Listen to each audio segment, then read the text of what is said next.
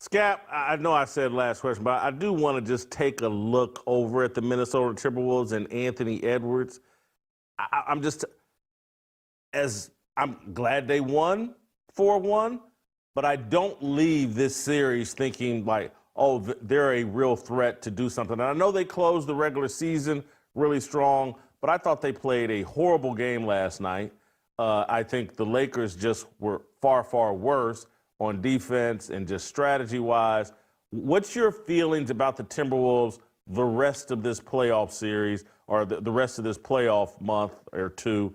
Are they any sort of real threat, or is this, they caught the Lakers and they caught two bad defenders at the right time?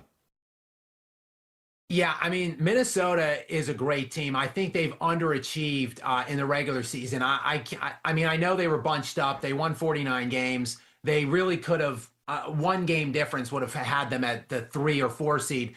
But nonetheless, I look at this team and I think, why are they not the 2 seed or the 3 seed in the Western Conference? I think this team has everything they need.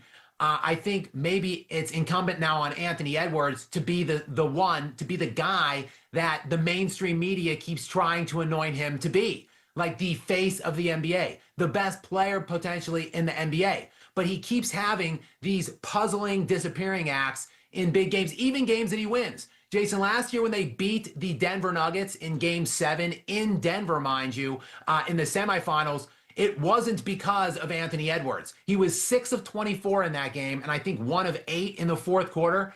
And last night, he tried his damnedest to lose this game.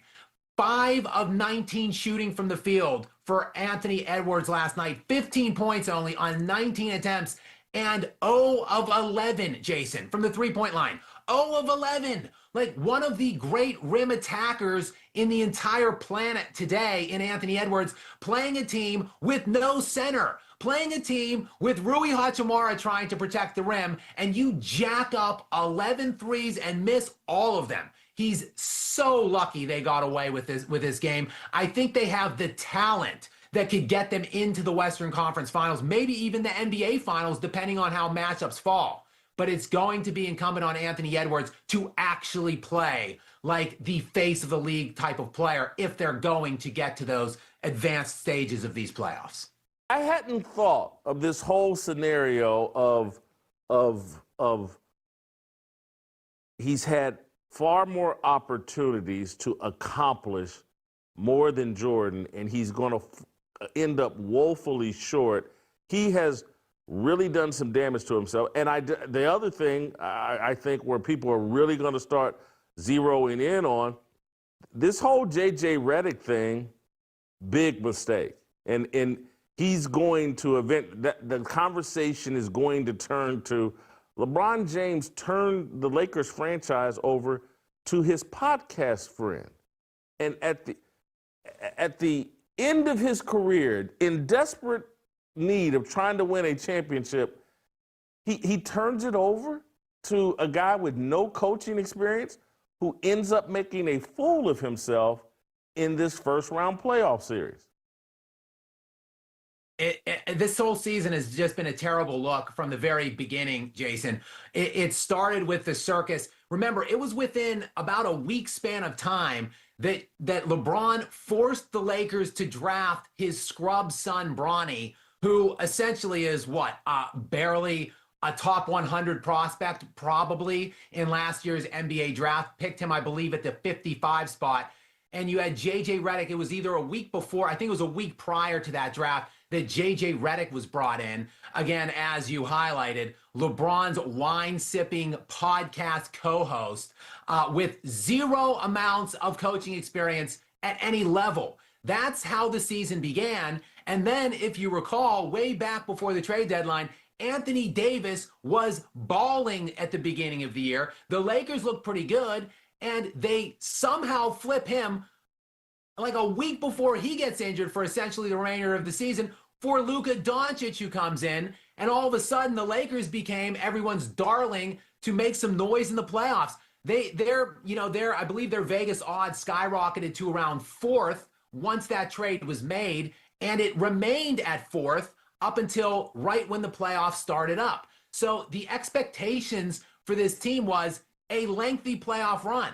I think many people were expecting them to maybe challenge the Thunder whenever they would have reached them, which would have ultimately been the Western Conference Finals. You know, two proven veteran playoff winners in LeBron and Luka against a young, unproven Thunder team, a team they played tightly during their regular season matchups. So there were delusions of grandeur here, Jason, for this team to end up in the NBA Finals possibly. Hell, maybe even in Adam Silver's wet dream to have the Lakers and the Celtics playing in the finals. And now here we are, one total playoff win.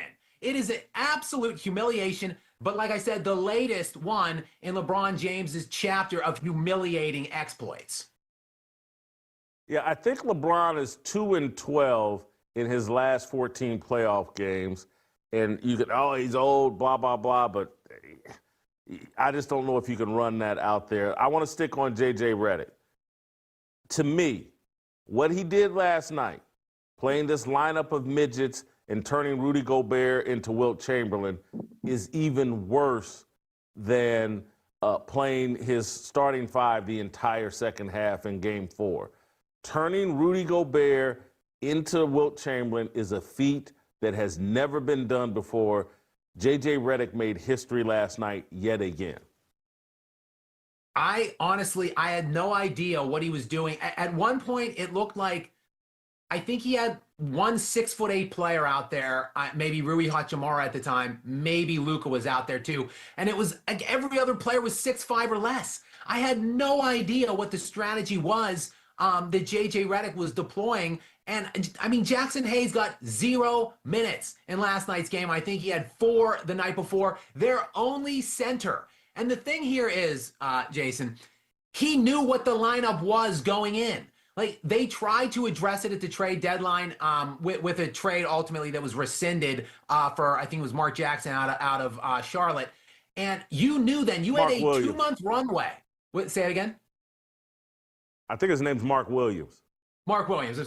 You called him Mark Jackson. Yeah. He had literally a 2-month runway to figure this out and to set some kind of a rotation, because you know who you're likely going to get. There's only a couple options once the playoff seeding is bearing out.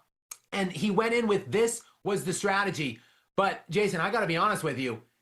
Did you see the game? Did you see what the Minnesota Timberwolves were doing? Despite the fact JJ Redick was throwing out like 6'5" guys at 4 of his positions, they shot 47 3-point attempts last night, the Timberwolves. They were 7 of 47. It was unbelievable. Yeah, that was not a historic performance. And they dominated the game, in my view, from start to finish. Absolutely. Despite the fact they held the Lakers in it with their ridiculous gameplay, the 47 3-point attempts, still, yet you never really got the feeling that the Lakers ever had a realistic chance to win that game. And it just comes down to their inefficient struggles in the fourth quarter. They're failing to execute down the stretch. Jason, the Lakers in 5 games through 3 quarters cumulatively in this series outscored Minnesota by 6 points. So they basically played Minnesota even, slightly a couple points better. In the fourth quarter over the 5 games, they got outscored by 42 points. So it absolutely came down to the struggles and the inefficiencies in the fourth quarter. That is no doubt on podcaster JJ and is no doubt on the self-proclaimed GOAT, LeBron James.